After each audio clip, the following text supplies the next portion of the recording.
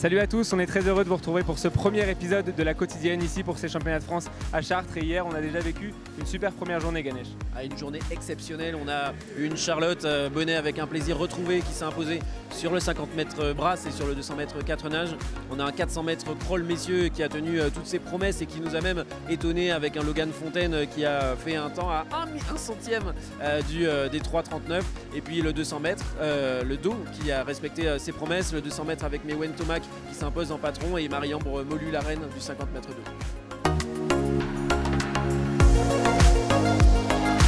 Le plaisir retrouvé de Charlotte Bonnet, elle l'a bien dit en zone mixte après sa course. Elle s'est régalée hier sur 50 mètres brasse, sur 200 mètres 4 nages en réalisant ses meilleurs temps et en montrant un excellent niveau. Oui, une Charlotte qui s'est réessayée à des courses qu'elle avait l'habitude de faire, la brasse, le 4 nages, avec une grande réussite. Elle était à 2 centièmes du record de France de Fantine Le Saffre sur le 200 mètres 4 nages. Elle fait l'une des meilleures performances de sa carrière sur le 50 mètres brasse et 2 beaux titres pour elle et surtout 2 tickets pour Melbourne. Et on l'écoute justement au micro de François après la course. Je décide de faire un petit peu un break sur le crawl, jusqu'à minimum janvier-février je pense. J'ai besoin de me sentir mieux, j'ai besoin de reprendre du plaisir. Et je pense que les courses sur lesquelles je m'alignais, qui sont mes courses de prédilection, me coûtent beaucoup d'énergie, beaucoup de... Je pense que le plaisir il s'atténue en fait au fil des années parce que j'ai beaucoup nagé, je les connais par cœur et j'ai besoin de renouveau. Et en fait grâce au staff de l'équipe de France cet été qui m'ont mis en brasse dans le relais, je me suis un peu redécouvert sur cette distance et je me suis dit pourquoi pas en fait, j'ai envie de tester de nouvelles choses et ça me réussit plutôt bien et en tout cas je reprends du plaisir et ça c'est vraiment cool. Un 400 mètres messieurs qui a tenu toutes ses promesses avec 2 nouveaux nageurs qui ont décroché les minima pour les championnats du monde de Melbourne. Il s'agit de Logan Fontaine et de Roman Fuchs, une super course pour les 2 nageurs français.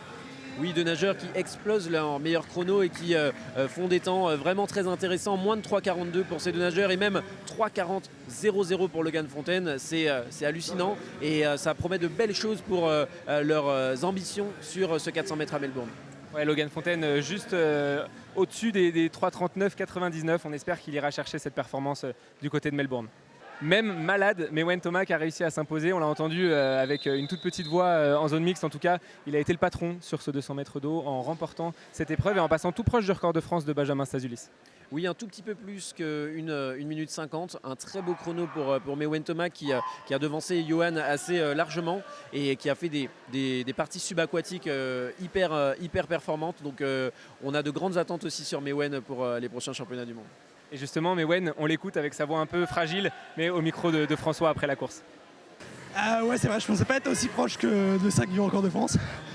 Du coup, quand je vois mon temps, ouais, déjà les 1,49 ça aurait été bien, même 1,99. Mais c'est déjà très bien. Marie-Ambre Molu, reine du 50 mètres d'eau, Ganesh, elle a battu Analia Pigré. Elle s'est montrée la meilleure ce soir tout simplement en explosant encore sa meilleure performance personnelle et en décrochant son ticket pour les championnats du monde.